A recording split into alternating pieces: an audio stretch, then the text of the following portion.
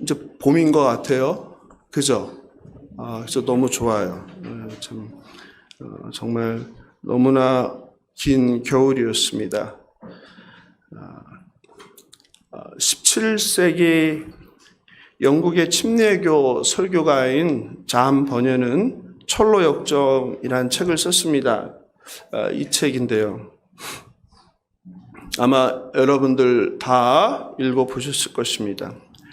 이 책은 성경 다음으로 많이 팔린 고전 중에 고전으로 알려져 있습니다. 주일학교 아이들한테 선물할 때 제일 많이 하는 게 또 이 책이죠. 이 책 속에 등장하는 인물이 크리스찬, 수다장이, 게으름, 허영 등으로 지은 우화 형식의 소설입니다. 주인공인 크리스찬은 장차 망하게 될 성, 장망성을 떠나서 하늘나라를 향하는 좁은 문, 좁은 길의 고난을 다루고 있습니다. 책에서 많은 순례자들이 돈의 유혹으로 넘어집니다. 주인공 크리스찬과 동행하는 소망이 안락이란 평원에 도착했습니다. 안락이란 평원 끝에 돈이라고 불리는 은광이 있었습니다. 거기서 대만은 별로 힘들이지 않고도 많은 재물을 얻을 수 있어 라며 지나가는 순례자들을 유혹했습니다. 이에 대해 잠 버녀는 설명합니다. 전에도 이 길을 가던 사람들 중에 더러는 희귀한 금속인 은을 보려고 옆길로 들어서서 은광의 입구까지 가까이 다가섰다. 그러나 그만 발밑에 디딘 땅이 꺼져 죽거나 혹은 불구자가 되어 평생을 고생스럽게 보내는 자들이 부지기수였다. 즉, 돈 때문에 믿음에서 떠났다 이런 말이죠. 제가 어릴 때만 해도 돈을 좋아하는 사람을 속물이라고 하며 탐욕스러운 사람으로 좋게 여기지 않았습니다. 황금을 보기를 돌같이 하라는 누구죠?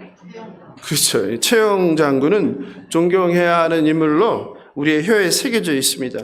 학창시절 국어 시간에 배운 선조들의 글들은 탐욕과 물질을 경계하며 자족하는 삶, 안빈낙도라고 하죠. 안빈낙도, 그죠?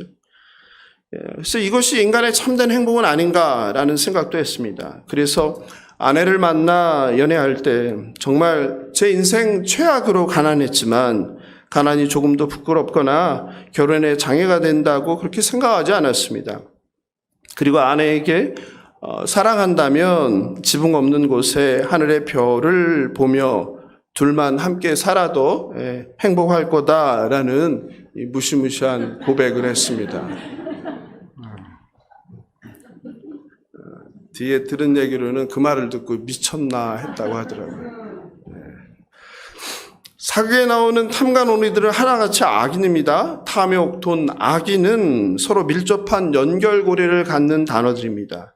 반면에 깨끗한 관리, 청백리라고 하죠. 청백리라 하여 맑고 깨끗한 관리는 존경받기에 마땅한, 그리고 우리가 닮고 싶은 선한 선비의 이상입니다.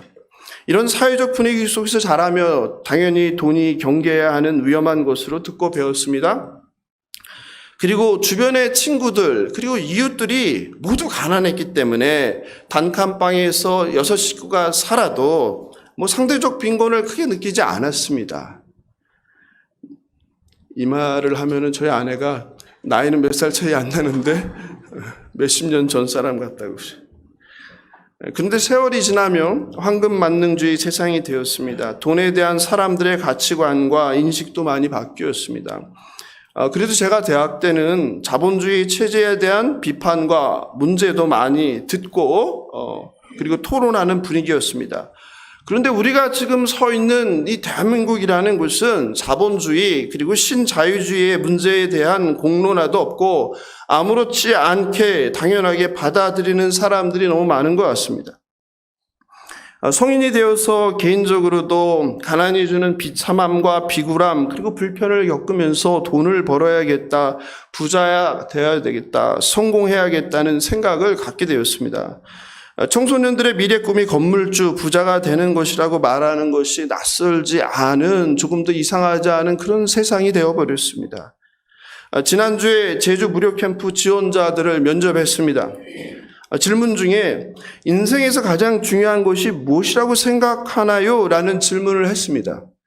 그런데 지원자들 중에 몇몇이 뭐라고 대답했겠습니까? 돈이라고 했습니다. 그래도 유일하게 한 명이 Just Jesus라고 써서 제가 감동받았어요.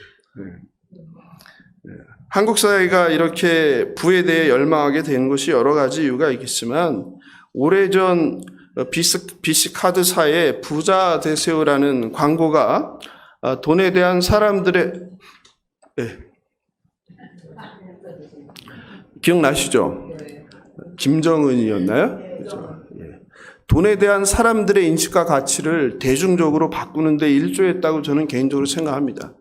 물론 닭이 먼저냐 달걀이 먼저냐의 논쟁처럼 바뀐 돈을 좋아하는 세상이 그런 광고를 나오게 했는지 아니면 그런 광고가 사람들의 돈에 대한 인식을 바꿨는지는 알 수 없습니다. 어쨌든 그 이후 복 많이 받으세요라는 인사 대신 부자 되세요라는 말이 이상하지도 거부가지도 않은 자연스러운 덕담이요 인사가 되었습니다.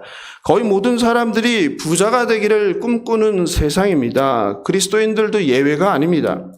돈을 사랑함이 일만하게 뿌리라고 성경은 말하지만 성도들과 목사들 그리고 교회의 돈 사랑도 만만치 않습니다. 교회가 기업이 되었습니다. 여러분은 돈에 대해서 어떻게 생각하시나요? 돈은 악한 만몬으로 우상으로 피하고 경계해야 합니까? 아니에요? 아니면 단순한 가치 중립적인 교환 수단에 불과합니까? 그래요? 부자들을 향해 경고하는 야고보서를 통해 재물에 대해, 돈에 대해, 부에 대해 오늘 함께 나누고자 합니다. 2001년도인데요. 높은 뜻 숭의교회, 지금은 은퇴하셨는데 한국교회 이제는 가장 영향력 있는 분이라고 할 수도 있겠을 텐데 김동원 목사께서 깨끗한 부자라는 책을 출판하며 한국교회의 청빈론과 그 청부론의 논쟁에 불을 붙였습니다. 김 목사는 책에서 돈에 대해 이렇게 말했습니다. 돈은 좋은 것도 아니고 나쁜 것도 아니다. 돈은 그냥 돈이다. 돈에 대해 좌로나 우로나 치우치지 말아야 한다. 하나님의 뜻과 말씀대로 살면 사람들은 누구나 궁극적으로 부유한 삶을 살 수 있다. 하나님의 이웃의 목을 뗀 다음 내 몫에 대해서는 자유로워야 한다. 어떻게 생각하십니까? 저는 이런 생각이 최근에 김 목사님의 그 논쟁과 관련해서 이렇구나라는 것을 짐작하게 됩니다. 한국교회는 오순절이죠, 오순절. 예수 믿고 복 받는다는, 성령 체험한다는 순복음교회죠, 순복음. 순복음. 이 순복음을 제외하고 미국 청교도의 영향으로 검소한 삶, 그리고 청빈한 삶, 절제하는 삶을 신앙인들의 이상적인 모습으로 생각하는 분위기가 대세였어요. 물질과 부를 경계하는 그런 분위기죠. 그런데 급속한 경제 성장과 함께 강남 개발, 그리고 대형교회의 출현, 그리고 여기저기 신도시들의 개발과 함께, 그리고 산업화의 성공, 이런 여러 가지가 맞물리면서 교회 안에, 특히 도시교회 안에 부자들이 급속히 증가하며 분위기가 바뀌게 됩니다. 김동호 목사의 깨끗한 부자라는 개념은 돈을 금기시하고 청빈을 중시하던 교회 분위기 속에서 말 못하고 숨죽이고 있었던 많은 부자들과 부자가 되기를 바라는 기독교인들이 환호했습니다. 열광했습니다. 그래, 이거다, 맞다. 그러나 뜨거운 환호만큼 비판도 받았습니다. 미국 워싱턴 사김의 교회 김영봉 목사가 2003년 바늘길을 통과한 부자라는 책을 통해 그 반대인 청빈론을 주장했습니다. 김동원 목사의 청부론의 반기를 들었습니다. 그는 책에서 청부론은 그럴싸하게 포장된 성공주의다. 돈 버는 과정이 정당하고 수입의 일정 부분이 하나님과 이웃을 위해 사용된다면 나머지 내 몫의 부는 내가 누릴 수 있으니 신앙인들이 부자 되기를 부끄러워할 필요는 없다. 하지만 이런 관점은 돈의 영적 성격, 돈이 인간의 부패한 본성에 대해 행사하는 권력임을 보지 못하게 만든다. 부자가 되는 순간 우리는 이미 욕망의 노예로 있기 쉽다. 결론적으로 하나님은 우리가 부자가 되기를 원치 않으신다. 어떻게 생각하십니까? 당연히 부자가 되기를 소망하는 마음이 큰 분은 김동호 목사를 지지하고, 그렇지 않은 분들은 김용복 목사를 지지할 거예요. 그래서 인간은 객관적이지 않아요. 인간은 항상 자기 원하는 대로 판단하는 존재예요. 이에 대해 청부론자들이 다시 반박합니다. 하나님은 우리에게 마음껏 즐기며 살 권리를 주셨다. 따라서 정당한 나의 소유를 물질적 행복을 누리는 것은 죄가 아니다. 오히려 하나님이 원하시는 일이다. 그것을 부정하는 금욕주의가 오히려 하나님 뜻에 어긋난다.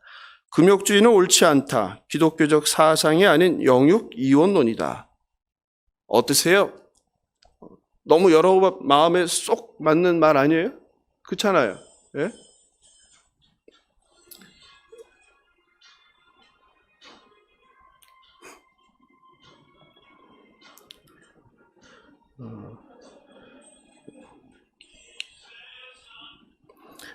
청부론자들의 주장에 사실 문제될 것이 별로 없습니다.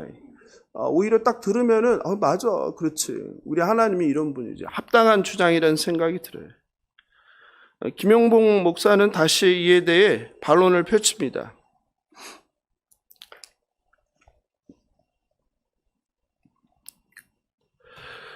기복주의의 핵심은 신앙의 목적을 하나님과의 관계나 존재의 변화에 두지 않는다. 물질적이고 현세적인 상황이 든다. 청부론자들은 결국 깨끗함 자체가 목적이 아니라 깨끗한 부자가 되는 것이 목표가 된다.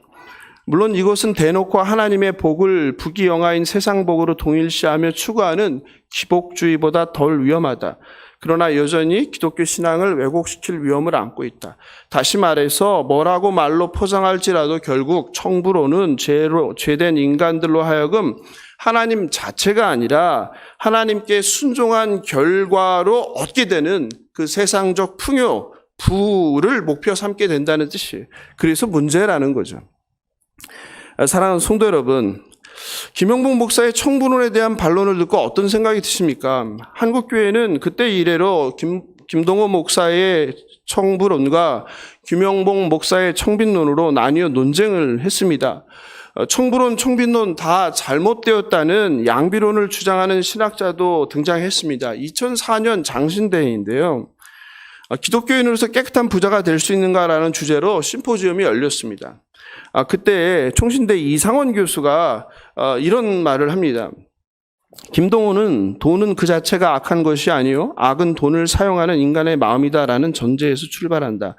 반면에 김용복은 돈은 악한 세력이며 마약이나 흡연과 같다라고 주장한다. 이것은 범신론적 해석이며 물질을 악하게 보는 영지주의적 이혼론의 선입견이 개입된 금욕주의적 정의로 심각한 문제이다. 오히려 김동호의 정의가 건실하고 타당하다. 개혁주의의 전통은 물질 그 자체는 악한 것이 아니요 하나님의 선물로 간주한다. 악은 물질 그 자체로부터 나오는 것이 아니라 언제나 인간의 마음으로부터 나온다. 마음의 탐욕을 책임있게 절제하지 못할 때 악이 시작된다라는 개혁주의의 입장을 표명했습니다. 쉽게 얘기해서 김동호 목사의 그 생각을 지지한다는 거죠. 그러나 반대로 김용복 목사의 그 청빈론, 돈이라는 것은 가치 중립적이지 않다. 악마적인 속성이 있다. 이것을 뒷받침하는 학자도 있습니다. 유명한 프랑스의 사상가요, 사회학자요, 그리고 신학자인 자크 엘럴입니다. 그가 쓴 책이 좀 오래된 책인데 이 책입니다. 하나님이냐 돈이냐, 대장간에서 나온 책인데요. 이 책 한번 읽어볼 필요가 있습니다. 그는 책에서 이렇게 말합니다. 만물은 신격화된 존재요, 악마요, 우상이요, 우리가 벗어나야 할 권세다. 만모니즘 그러잖아요, 그죠? 돈이 아니다 이거예요. 거기에는 악마적인 권세가 있다는 거죠. 돈은 결코 중립적이지 않다. 예수는 돈을 의인화하고 그것을 일종의 신격으로 다룬다. 그래서 하나님과 재물을 겸하여 섬길 수 없다. 어떠십니까? 그리고 10년 뒤에 또다시 이 사그라들려는 논란에 불을 지핀 이가 고려신학대학원의 양락훈 교수입니다. 깨끗한 부자, 가난한 성자라는 책을 출판하여 청부론과 청빈론을 비교했습니다. 양 교수는 책에서 이렇게 말합니다. 굉장히 중요한 얘기니까 잘 들어보십시오. 여러분 요 말씀을 잘 들으셔야 됩니다. 뭐 앞에 거 다 지워 부르셔도. 성경은 청부론이나 금욕주의 중에서 어느 한쪽 입장이 아니라 그 중간적인 입장이다. 물질은 하나님의 창조물이며 선물이기 때문에 누림이 허용되지만 그 누림이 무한정 허용되는 것이 아니다. 이렇게 얘기했어요. 그러니까 김동원 목사는 하나님과 이웃을 위해서 소득의 일부를 떼어놓고 나머지는 내 마음대로 써도 된다. 이런 주장을 한 거예요. 그런데 양 교수는 그렇지 않다. 그 나머지조차도 네 맘대로 할 수 있는 게 아니다. 이런 얘기죠. 저는 개인적으로 이 양락훈 교수의 주장을 지지합니다. 사랑하는 성도 여러분, 이제까지 재물에 대해 우리나라 유명한 목사들, 신학자들의 청부론, 그리고 청빈론, 그리고 양쪽을 비판하는 양비론을 살펴보았습니다. 성경은 말입니다. 성경 66권은 물질, 재물에 대해서요, 두 가지를 다 말하고 있습니다.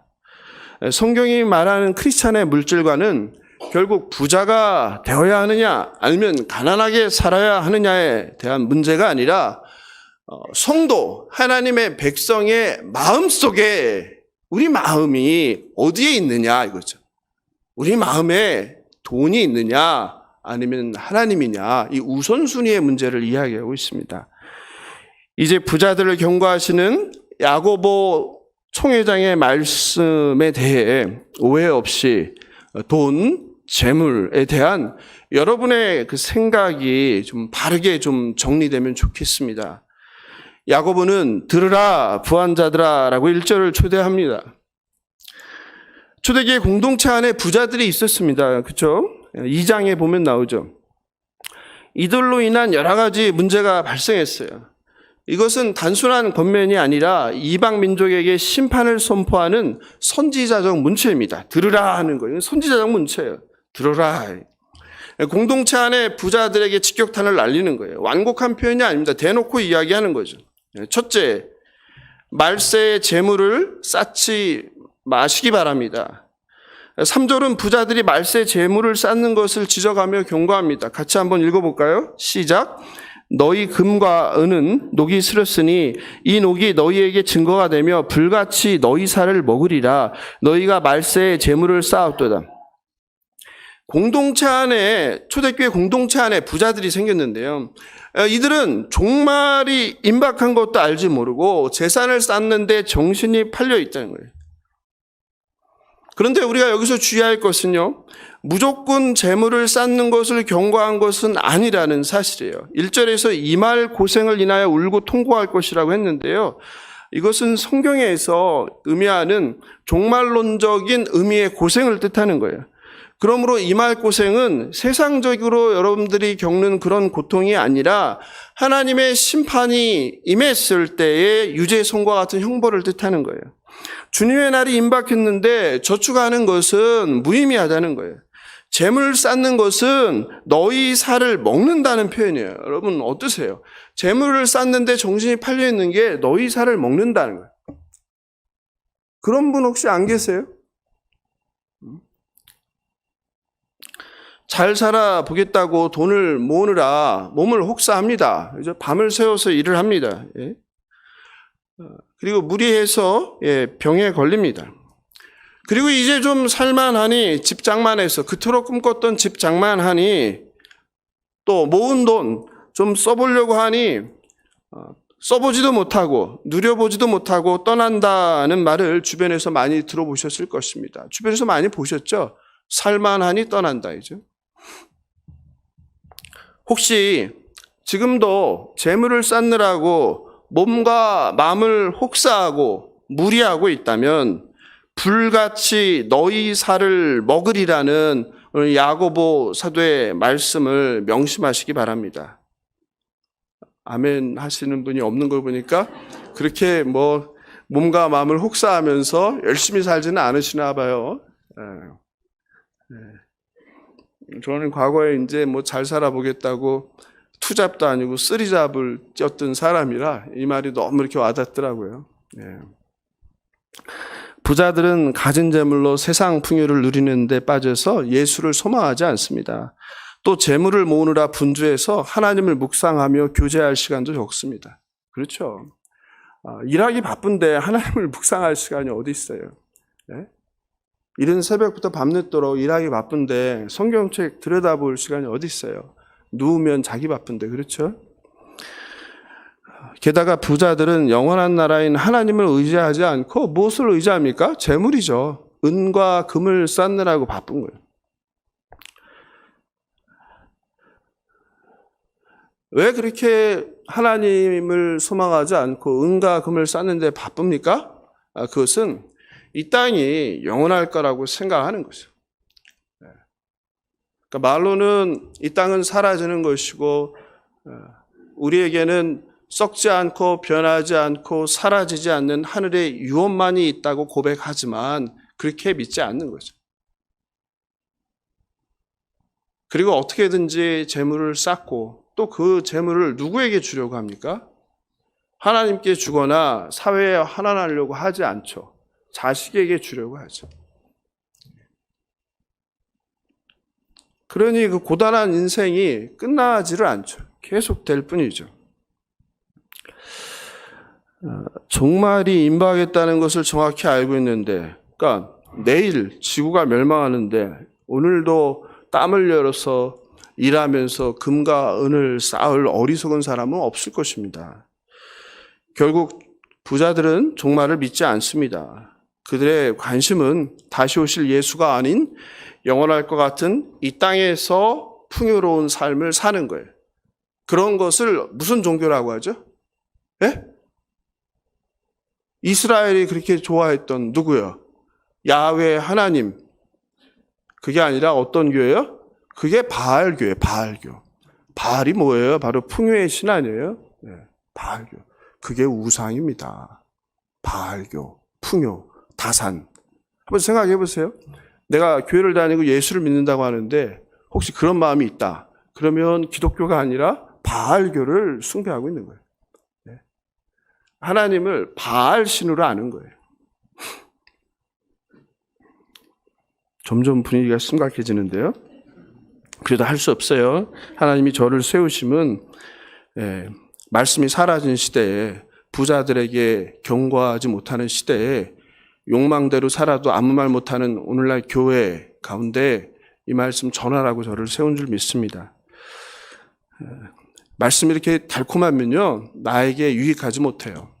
말씀이 부대껴야 돼요. 귀에 듣기 싫고 마음에 부대껴야. 그렇잖아요. 안 그래도 온 세상 천지가 부자 되세요. 내가 하고 싶은 거 하면 사는 게 행복이에요. 행복하게 사세요. 이것만 얘기하는데 교회에서 일주일에 한 번이라도 이런 소리를 해줘야 조금이라도 제어가 되겠죠. 주님의 심판이 임박했는데 여전히 재물을 쌓는 일. 재물을 쌓는 일은 오늘날로 말하면 세상 일이죠. 자기 일이죠. 이제 삶을 너무 낭비하지 마시길 바랍니다. 여전히 하나님 주신 귀한 하루라는 선물을 재물 모으기 바빠서 하나님 없는 사람처럼 살지 않으시는 저와 여러분 되시길 주님의 이름으로 축원합니다. 두 번째는 불의한 부자가 되지 마시기 바랍니다. 성경은요, 부자가 되는 것을 금해요, 금하지 않아요? 금하지 않아요. 네? 그러니까 부자들에도 소망이 있는 거예요. 예수님이 돌아가셨을 때 그거를 시신을 거둔 게 누구예요? 가난한 사람은요, 땅도 없고 돈이 없어서 장례도 못 치래요. 오늘날도 저야 장례 전문 목사니까 잘 알잖아요, 비용을. 장례 치르는데 가난한 사람은요, 장례 치를 수가 없어요. 예. 조그만 땅도 없어요. 조그만 한 줌은 좀 더 되죠. 우리 몸이 타고나면 2줌 정도 이렇게 되는데요. 2줌을 놓을 땅도 없어요. 가난한 사람은요. 그래서 어떻게 해요? 산골 하잖아요. 산골. 연화장에도 있잖아요. 산골 하는 데가. 예? 산골로 그 큰 항아리에다 그냥 집단으로 넣어버리면 주기적으로 와서 채워지면 갖다가 어디다 버리는 거죠. 예?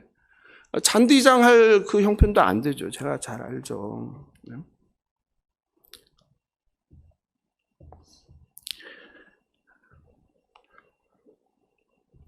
잠언 6장 9절 11절이에요. 같이 한번 읽어볼까요? 게으른 자여, 내가 어느 때까지 누워 있겠느냐? 내가 어느 때에 잠이 깨어 일어나겠느냐? 좀 더 자자, 좀 더 졸자.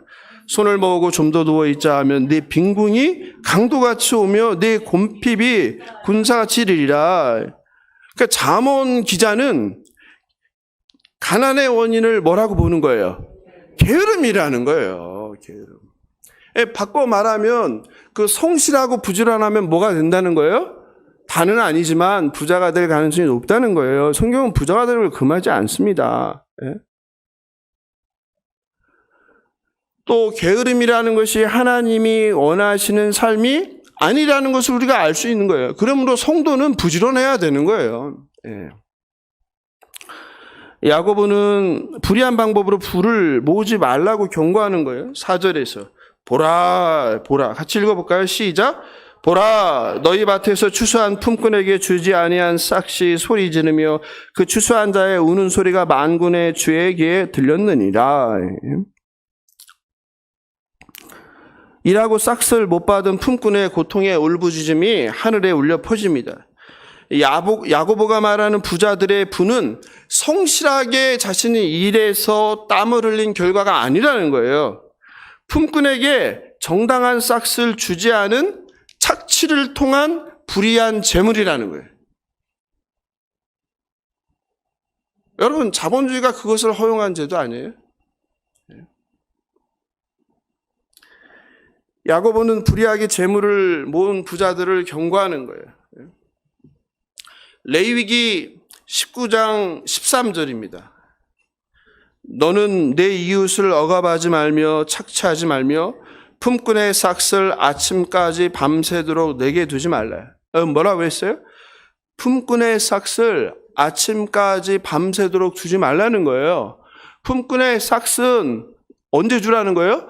그날 일했으면 바로 줘라는 거예요. 너야 돈이 많으니까 오늘 돈을 못 받아도 너희 집에 먹을 것이 천지지만 가난한 일꾼은 오늘 일하고 돈을 못 받아가면 집에 먹을 것이 없다는 이야기예요. 그러니까 품꾼의 싹을 내일로 하루만 미루는 것도 뭐다? 하나님 앞에 죄라는 거예요. 고대 사회에서 부자들은 지주들입니다. 1세기 그리스 로마 세계에서 지주와 소작인들의 갈등이 심했습니다. 우리 이사야서를 봐도 나오잖아요. 땅 투기가 언제부터 시작됐어요? 예? 그 고대 지금부터 2700년 전, 800년 전부터 땅 투기가 시작됐잖아요. 이사야서 보면 나오잖아요. 예? 뭐라고 나와요? 가옥에 가옥을. 예? 내 집이 있으면 그러면 족한데 옆집 집을 또 산단 말이에요. 그리고 또 산다는 거예요. 끝이 없는 거예요. 예? 그것뿐이 아니에요. 땅도 똑같아요. 전대에 전대. 여러분 이렇게 인간의 욕망이 이렇게 오래된 욕망이에요. 부동산 투기, 땅 투기가 하루 이틀 된 게 아니에요. 예?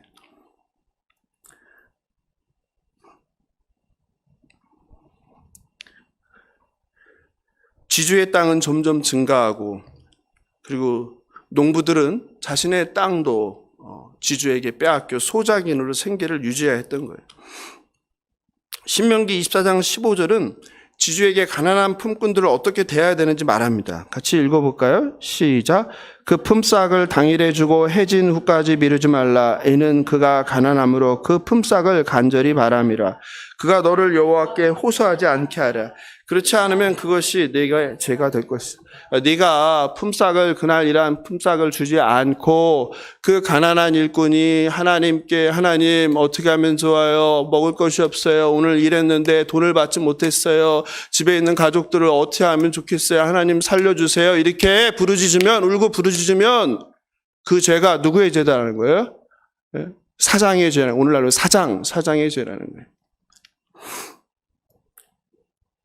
이렇게 성경은 하나님은 가난한 자를 이렇게 신경 쓰시는 분이에요.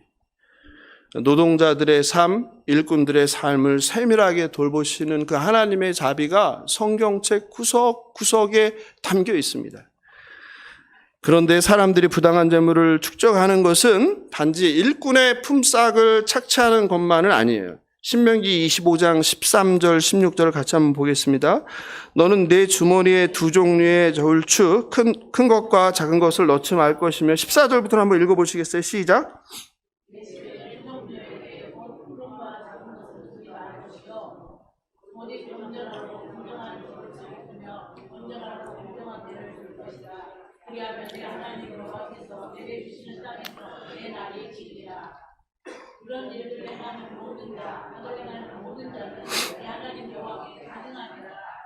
그러니까 일꾼들의 품삯을 착취하는 것뿐만 아니라요, 돈을 벌기 위해 장사하는 사람들이 저울을 속이는 거예요. 예나 지금이나 변함없죠. 이렇게 죄의 역사는 오래되었어요. 돈을 사랑하는 것은 오래된 거예요. 인류 역사는 바로 이런 돈을 사랑하는 역사. 어떻게 하면 돈을 더 많이 내가 벌 수 있을까? 무엇을 통해서? 다른 사람들의 이익을 빼앗으면서, 그죠? 사회 구석구석에서 부를 축적하기 위해 수단과 방법을 안 가리는 상상 못할 편법, 불법이 만연합니다. 건설 현장에서 시멘트의 혼합 비율을 속입니다. 써야 할 철근의 개수를 줄여서 우리가 사고가 나는 것을 많이 들었습니다. 고춧가루에 쇳가루를 세상에 먹는 것에 그렇게 장난을 치기도 합니다. 원산지를 속여 팔기도 합니다. 과일 상자를 겉만 보고 번듯해서 샀다가 집에 와서 포장을 열어보니 과일 상자 겉은 멀쩡한데 그 속에는 뭐가 들었습니까? 다른 품질의 과일을 보고 화난 경험들이 있을 것입니다. 중고 물건을 겉만 새 것으로 포장하여 둔갑하여 새 것으로 팔기도 합니다. 근로자들도 마찬가지입니다. 공직자들이 직장에서 초과 근무 수당을 조작하여서 초과 근무 수당을 타내는 일이 많습니다. 이런 부당한 이득, 불로소득을 얻기 위해서 얼마나 많은 편법과 불법을 행하는지 모릅니다. 가난한 품꾼들의 억울하여 부르짖으며 우는 소리가 하나님 귀에 들렸습니다. 시편 34편이죠. 16절, 17절 같이 읽어보겠습니다. 시작. 여호와의 얼굴은 악을 행하는 자를 향하사 그들의 자취를 땅에서 끊으려 하시렵니다. 의인이 부르짖음에 여호와께서 들으시고 그들의 모든 환난에서 건져. 성경 말씀을, 하나님 말씀을 믿는다면요, 그럼 이런 것들을 보면 겁나지 않아요? 하나님의 그 심판이, 돈 조금 더 벌겠다고 하나님의 심판이 두렵지 않습니까? 힘없고 가난한 사람을 착취하거나 불의한 방법으로 재산을 모으는 일을 중단하시기 바랍니다. 저울을 속이거나 편법, 불법으로 부당한 이득을 챙기는 것을 멈추십시오. 양심을 속이며 정직하지 않거나 남을 속여 재물을 모으지 마시기 바랍니다. 하나님은 공의와 정의이십니다.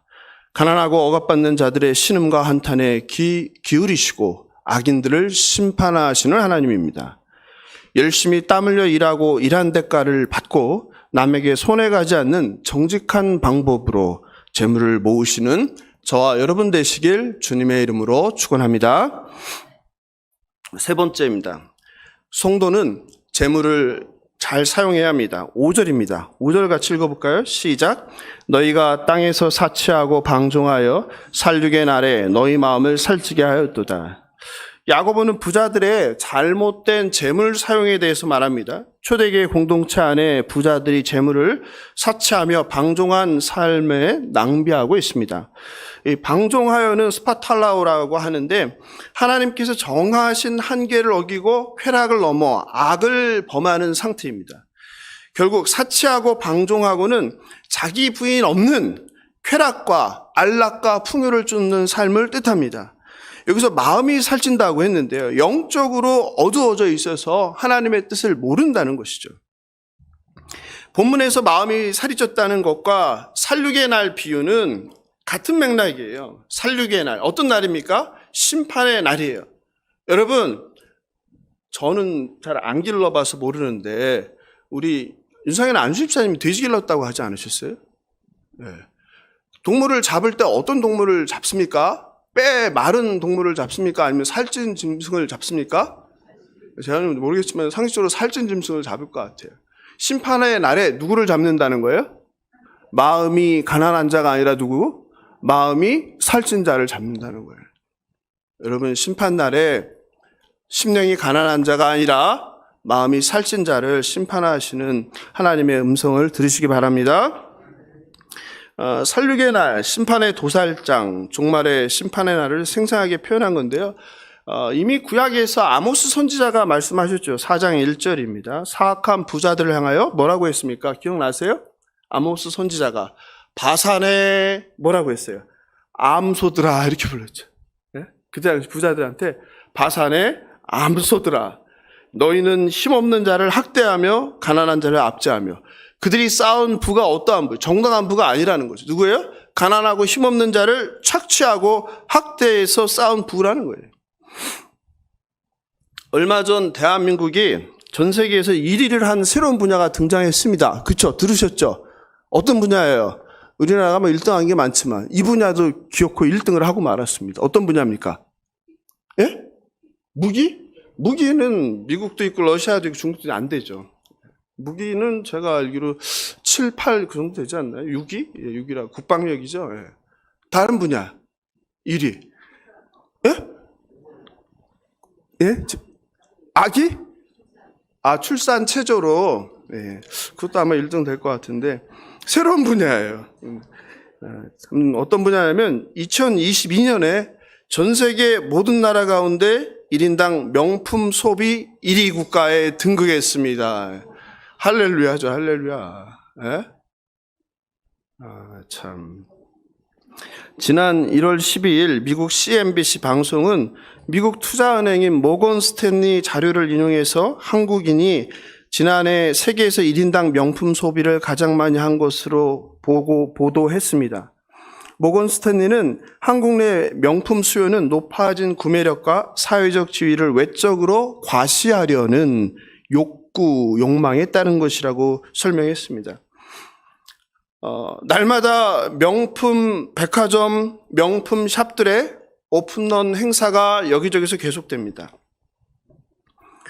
가난한 사람들이 부자들의 수백만 원의 명품을 사려고 부자를 대신해서 추운 겨울밤 백화점 앞 도로에서 쭈그리고 앉아 밤을 새우는 알바를 합니다. 사진 없으신가요? 예, 사진은. 예. 빈부의 양극화가 나온 이 시대의 비극입니다. 가난한 자는 돈을 벌기 위해서 밤새서 줄을 서서 누구를 위해서요? 부자들이 사는 수십만, 수백만 원짜리 명품을 사주기 위해서 줄 서는 존재가 되어버렸어요. 이게 비극 아닙니까? 그리고 이제 결국 야고보는 부자들이 의인을 정죄하고 죽이기까지 한다고 합니다. 그 6절이에요. 6절 같이 읽어볼까요? 시작. 너희는 의인을 정죄하고 죽였으나 그는 너희에게 대항하지 아니하느라. 여러분 어떻게 아세요? 이게 가슴에 와 닿습니까? 이게 가슴에 와 닿지 않을 수도 있는데요. 누군가에게 부가 집중된다는 것은 상대적으로 누군가 가난해진다는 것을 의미해요. 왜 그렇습니까? 우리는 제한된 자원, 제한된 땅, 제한된 세상에 살기 때문이에요. 무한정으로 쏟아져 나오는 것이 아니기 때문이에요. 그래서 누군가 많은 것을 가져가면 상대적으로 누군가는 빈곤해질 수밖에 없는 구조예요. 아직도 전 세계에는 굶는 사람이 있습니까? 없습니까? 별로 관심 없으시죠? 전 세계 4%가 굶고 있습니다. 4%면 몇 명입니까? 3억 5천만 명입니다. 성도 여러분, 3억 5천만 명이 지금도 굶고 있습니다. 그런데 부자 나라엔 우리를 포함해서죠. 먹지 않고 버리는 남긴 음식 쓰레기로 몸살을 앓고 있습니다. 지하의 문제는 3억 5천만 명이 굶주리는 문제는 식량 부족이 아니라 전 세계적 부의 불평등으로 인한 식량의 불평등이 야기한 문제입니다. 대한민국이 명품 소비로 1등을 하는 나라가 아니라 가난한 이웃, 그들을 위한 구제, 자선, 부자들이 재산을 자기 자녀에게 대물림하는 것이 아니라 사회에 기부하는 그것으로 세계 1등하는 날이 오길 소망합니다. 바라옵기는 부자들이 그의 소유가 자신의 전적인 노력으로 인한 것이 아니라 하나님의 은혜임을 고백하길 바랍니다. 저도 사업을 해서 잘 아는데요. 제가 그렇게 큰 사업을 이룰 수 있던 것은 물론 제가 성실하게 노력했고 남들보다 몇 배로 일을 했죠. 그런데 몇 배로 일을 열심히 한다고 그렇게 많은 부를 얻지 못합니다. 그것을 세상 사람들은 뭐라고 합니까? 예? 운이 좋았다고 하는 거예요. 사업하시는 분들은 아실 거예요. 운이 좋았다. 우리 예수를 믿는 사람들은 그걸 뭐라고 하는 거예요?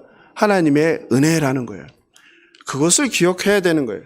그러니까 모든 내가 가진 소유가 나로 인한 것이 아니라는 것을 성도는 항상 기억하고 살아야 합니다.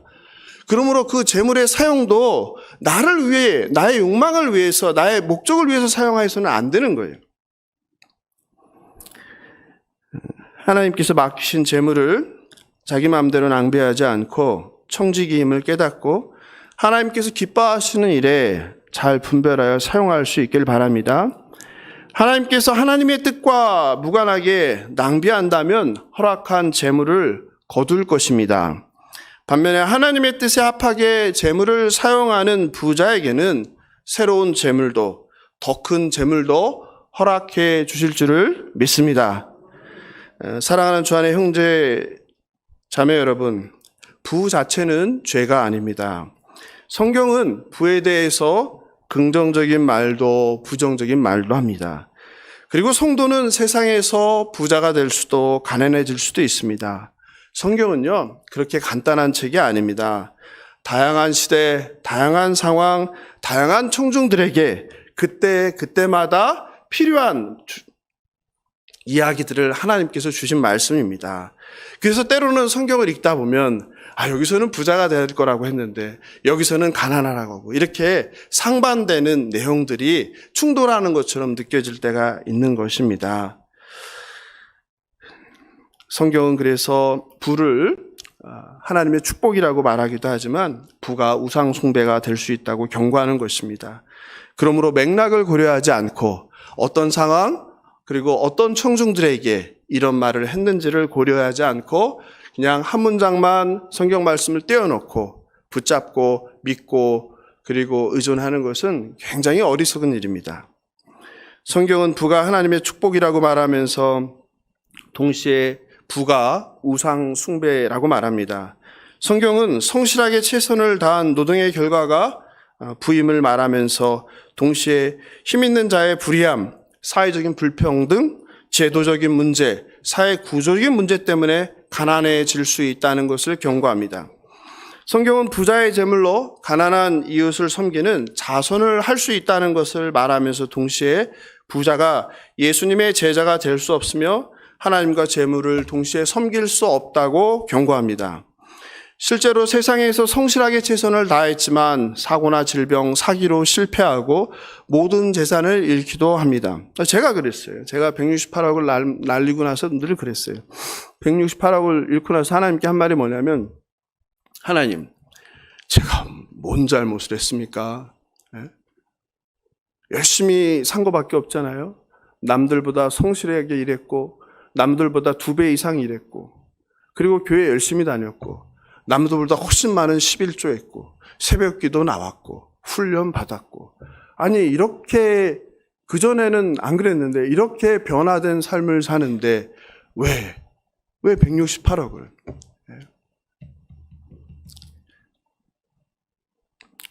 그런 거예요. 삶이라는 게.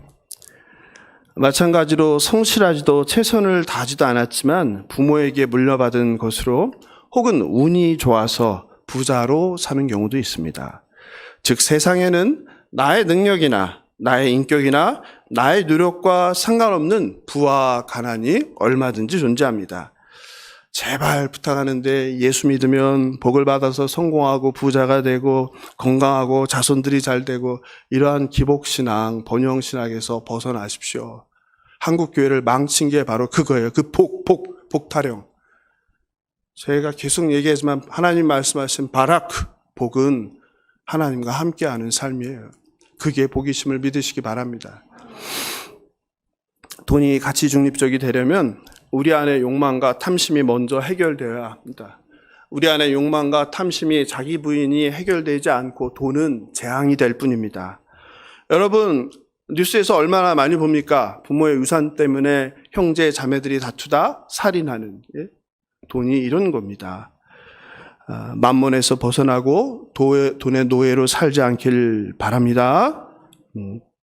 그렇지 않으면 돈은 늘 우리를 유혹하고 우리의 삶을, 우리의 신앙을 유혹하고 우리를 쾌락으로 그리고 종국에는 사망으로 인도하게 될 것입니다.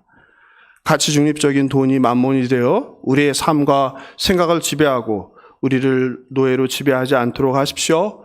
그러기 위해서 오늘 야고보 사도가 우리에게 주는 세 가지 경고. 재물 쌓기에 몰두하지 마십시오. 불의한 방법으로 가난한 사람들을 착취하지 마십시오. 재물로 사치와 방종한 삶을 살지 마시기 바랍니다. 재물을 하나님의 뜻대로 잘 사용하시는 저와 여러분 되길 주님의 이름으로 축원합니다. 말씀을 마무리합니다.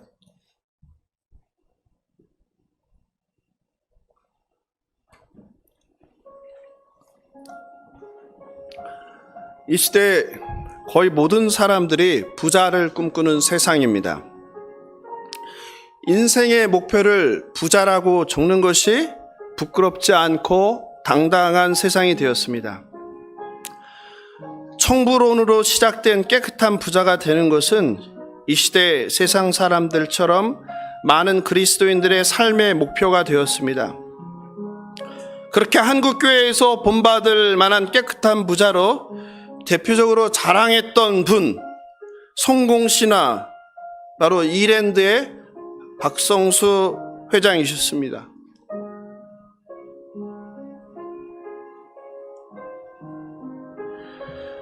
박 회장은 신촌 2평의 보세 가게로 시작해서 이랜드를 세계적인 대기업으로 키웠습니다.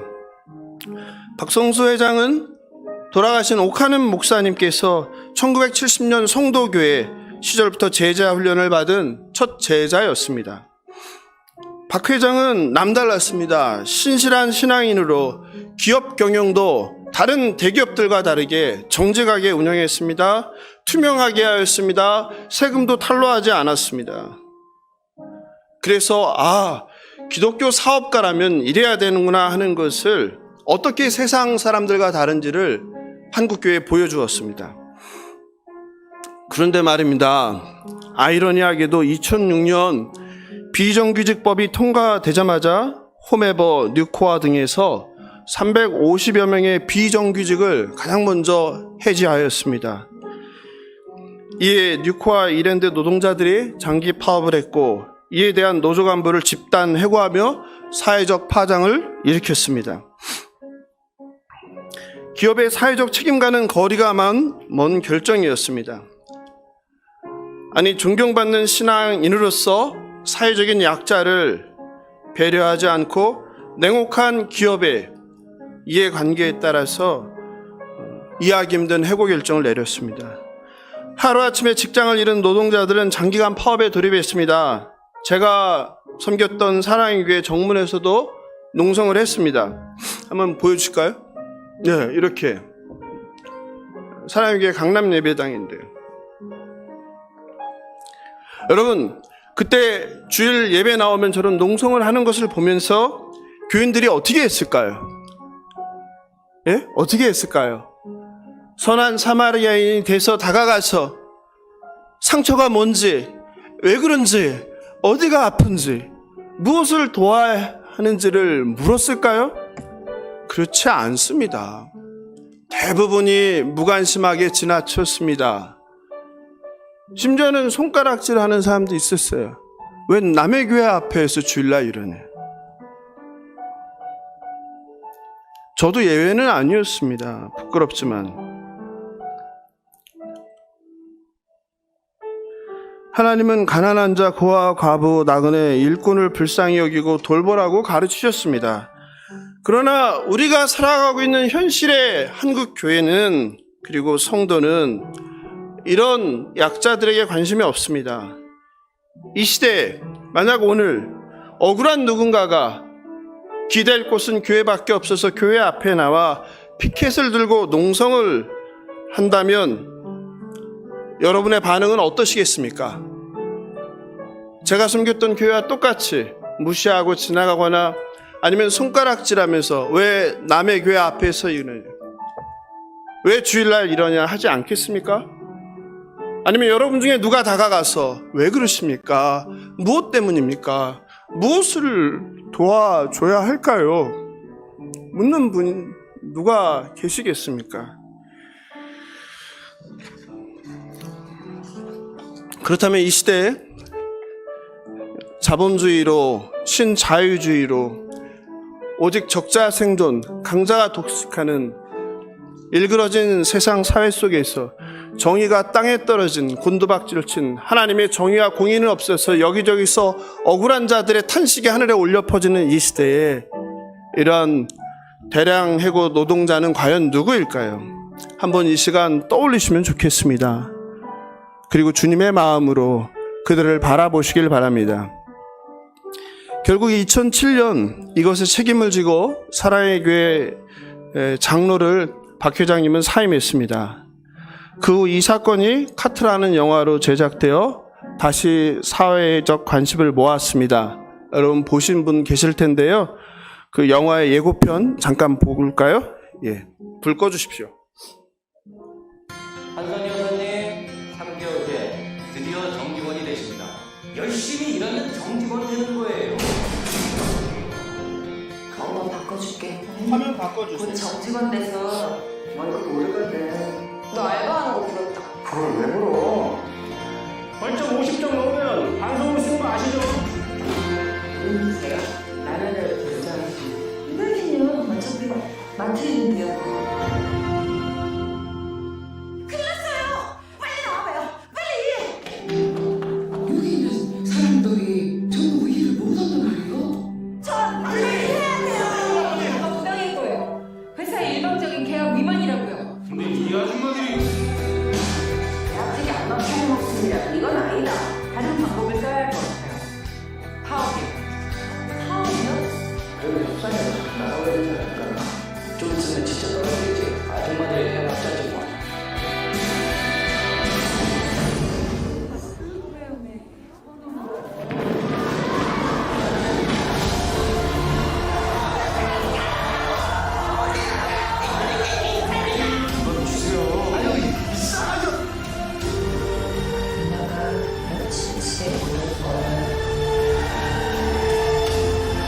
정답 말하는 건 대단한 게 아닙니다. 저희의 얘기를 좀 들어달라고 합니다.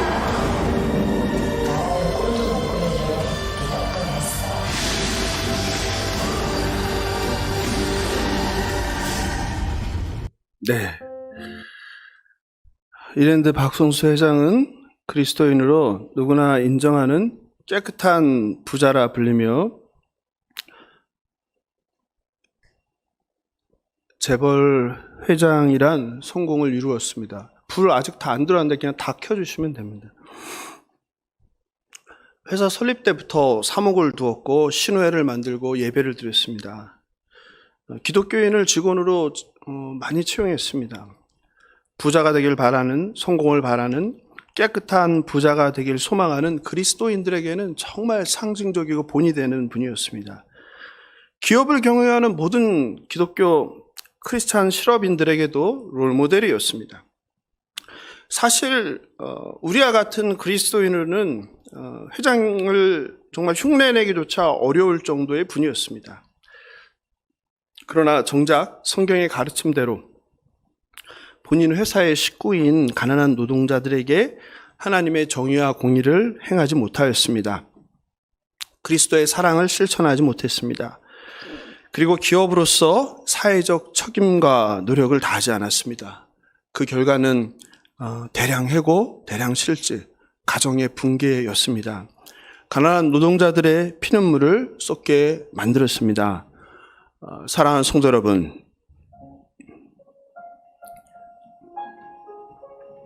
성도가 부유하게 사는 것은 결코 부끄러운 일도 자랑거리도 아닙니다. 마찬가지로 가난 또한 자랑할 일도 부끄러운 일도 아닙니다. 어떻게 부자가 되었고 부자로 지금 내게 허락된 물질을 어떻게 사용하며 사느냐가 중요합니다. 가난도 마찬가지입니다. 어떻게 그리고 왜 가난하게 되었는지와 지금 내가 가난하지만 어떻게 살고 있는가가 중요합니다. 게을러서 가난하다면 본인의 책임이고 잘못이죠. 또 여전히 가난하면서 부자를 시기하고 예수님보다 더 돈을 사랑하며 부자가 되기를 마음속에 갖고 있다면 올바른 가난한 그리스도인은 아닐 것입니다. 사도 바울은 빌립보서 4장 11절 12절에서 어떠한 형편에든지 자주 거기를 배웠고 비천에 처할 줄도 알고 풍부에 처할 줄도 알아 모든 일 곧 배부름과 배고픔과 풍부에 그리고 궁핍에도 처할 줄 아는 일체의 비결을 배웠다고 고백합니다.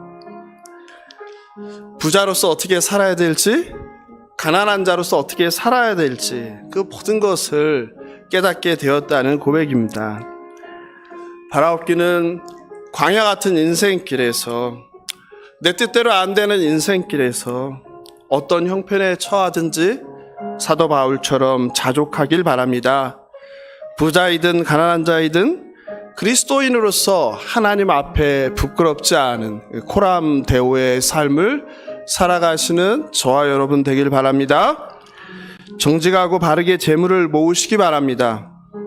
그리고 하나님께서 허락하신 재물을 청지기로서 하나님 뜻대로 하나님을 사랑하고 이웃 사랑을 실천하는 일에 모두 흘려보내시는, 그래서 이 땅에 그 재물을 쌓는 것이 아니라 하늘의 재물을 쌓는 저와 여러분 되시길 주님의 이름으로 축원합니다.